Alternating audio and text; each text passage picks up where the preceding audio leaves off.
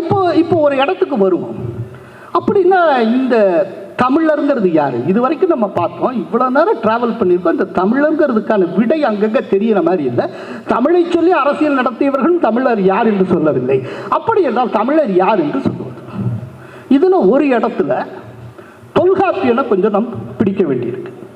தொல்காப்பியன் வடமொழியில் பாணினி வியாகரணம் பண்ணுவதற்கு முன்பாகவே தமிழுக்கு இலக்கணம் தந்தவன் தொல்காப்பியன்.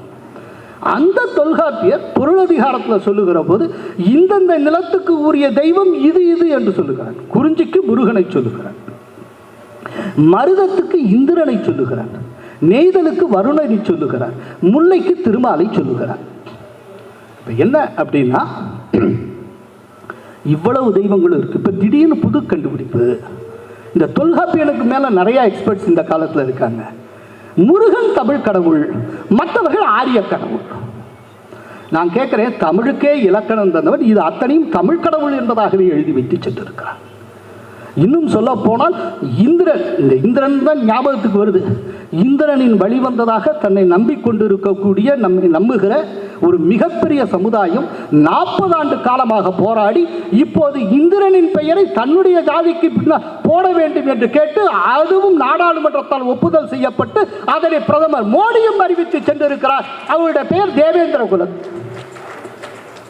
குல வேளாளர். நான் கேட்கிறேன், இப்போ இந்திரன் தமிழ் கடவுளே இல்லை அப்படின்னா, இந்திரன் ஆரிய கடவுள்னா, இங்கேயே காலங்காலமாக இருந்து வந்த இந்த சமூகம் நாங்கள் இந்திரனின் வழிவந்தவர்கள் என்று ஏன் சொல்ல வேண்டும்? அப்படின்னா இந்த சமூகத்தை ஆரியர்கள் என்று சொல்லுகிற துணிவு யாருக்காவது உண்டா? அப்படி சொன்னா அவ்வளவுதான், எலெக்ஷன்ல வேற விதமாகிரும். காலகாலமாக இருந்து வந்திருக்கக்கூடிய சமூகம் இன்னைக்கு நேரத்துக்கு என்னன்னா, இதுல ஒரு முக்கியம், அவர்கள் மருத நிலத்தோடு இருந்தால் அது பற்றி நிறைய ரிசர்ச் ஒர்க்கெல்லாம் இருக்கு.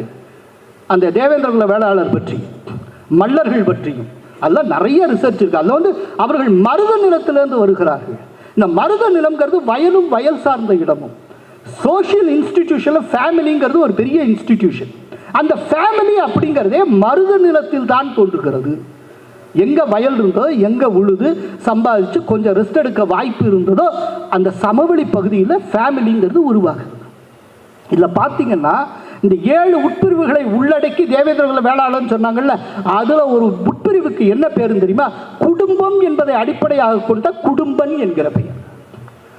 ஸோ தமிழகத்தை பொறுத்தவரை நீங்க ஹிஸ்டாரிக்கலா பார்த்தீங்கன்னா மருத நிலத்தில் வாழ்ந்த இந்த சமூகத்தினிடமிருந்து தான் குடும்பம் என்கிற அந்த சோஷியல் இன்ஸ்டிடியூஷனே ஸ்டார்ட் ஆகுது. இது பற்றின ரிசர்ச் ஒர்க் இருக்குங்க.